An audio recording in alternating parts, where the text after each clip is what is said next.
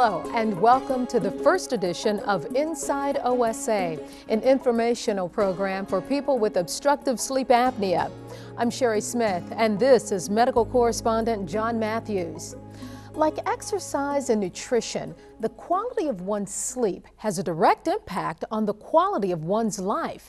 Yet for an estimated 20 million Americans, refreshing sleep is an elusive dream. Inside OSA focuses on the most common form of sleep-disordered breathing and how it can easily be diagnosed and effectively treated. In this edition, we'll learn about the dangers of untreated sleep apnea. We'll talk with some determined people who sought out solutions for their sleep and breathing problems. And John Matthews will give us a primer on OSA, what it is, and how to recognize it. John? Thank you, Sherry. OSA, or obstructive sleep apnea, is both the most common and the most troubling sleep-related breathing disorder. OSA causes a person to stop breathing repeatedly during sleep. These nighttime pauses in breathing prevent restorative sleep and have far-reaching consequences for overall health and well-being.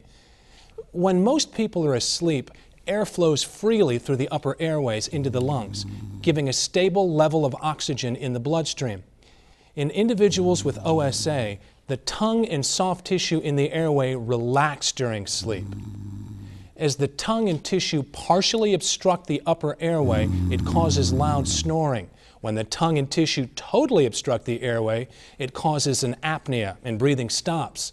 The chest continues to move as the person tries to breathe, but the blockage prevents fresh air from reaching the lungs. The oxygen content in the blood goes down.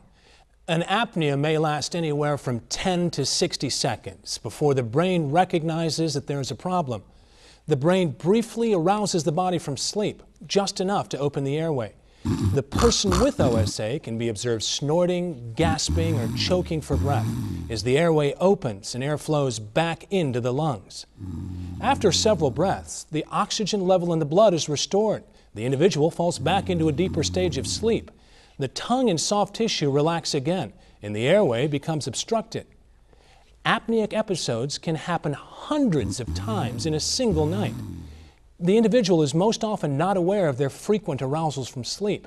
They wake up feeling exhausted and sleep-deprived, even though they spent adequate time in bed sleeping. Although not as well known, sleep apnea is as common as adult diabetes and asthma. Recent studies show that roughly 1 in 20 Americans have some form of sleep-disordered breathing. Roughly 90% of people with sleep-disordered breathing are undiagnosed. While people with OSA and their families may not be aware of the actual disorder, they are keenly aware of OSA's classic signs and symptoms. Family members often describe excessive snoring, nighttime pauses in breathing, and snorting and gasping or choking for air during sleep.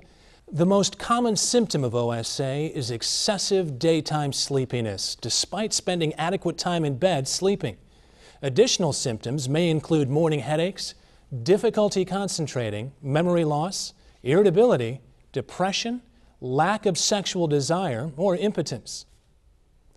To discuss the adverse health consequences of OSA, we have Dr. Kingman Stroll, Professor of Medicine at Case Western Reserve University.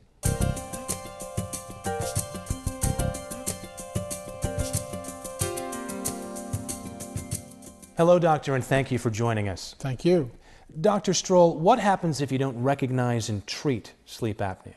Well, people have trouble staying awake during the daytime. They have inattention, they're irritable, and that's because they don't get refreshing sleep. They have problems with waking up at night, they have problems with apneas at night, and they have problems with just not getting their proper night's sleep. So the inattention and the sleepiness that occurs during the day is one of the major signs of sleep apnea. Doctor, I certainly know how lousy I feel after just one night of poor sleep. Certainly I feel more prone to accidents, but can you tell me a little bit how this affects the heart? Well, the apneas during sleep relate to, you wake up to be able to break from those apneas. The apneas also produce falls in oxygen level, increases in CO2. They stress your heart in 3 ways. The first thing it does is that during the apnea itself, blood pressure can rise. Secondly, your heart rate can increase, increasing blood pressure as well as heart rate. And the hypoxemia can cause the release of stress hormones. These lead to increased blood pressure during sleep and increased blood pressure the next day, and can contribute to the development of high blood pressure, stroke, as well as heart failure. Can effective treatment relieve pressure to the heart? Yes, it can. The key is stopping the apneas. If you stop the apneas, you stop the fall in oxygen level. You don't need to wake up to be able to restore your breathing. And you have uninterrupted sleep. And you cause your cardiovascular as well as your sleep-wake physiology to go back more towards normal. Now, how about advice to someone that may have some of the symptoms of sleep apnea? What should they do? Well, the symptoms of sleep apnea would be heavy snoring and pauses during sleep. Probably somebody else has told you about that. The other major symptom is daytime sleepiness, inattention, and just an inability to get things done. Now, if you have snoring, you have restless sleep, you have daytime sleepiness, you should talk to your doctor about those sleep problems. You should feel free to ask some questions about your sleep, and you should focus on sleep apnea as an issue of whether you need to be tested or have some other intervention to be able to reduce your snoring and improve your sleep. And what about some of the risk factors? The major risk factors are that of being overweight and your craniofacial structure. So in terms of obesity, people talk about obesity as being a major risk factor, and it is, but you don't have to be obese to get sleep apnea. Now the second is the craniofacial risk factors: large tonsils, large adenoids, short jaw. And both of these features, that is how your upper airway works, as well as obesity, could be familial. So if you have a member of your family that has sleep apnea, that's a risk factor for sleep apnea.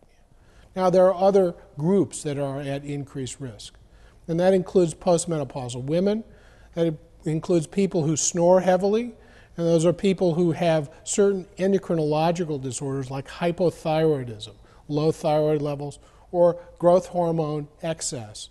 And then there are groups of people that have sleep apnea because they have alcohol, use alcohol on a regular basis, or that they have sedative drugs that decrease their ability to keep their airway open at night. Well, we certainly appreciate your insights. Well, thank you, John.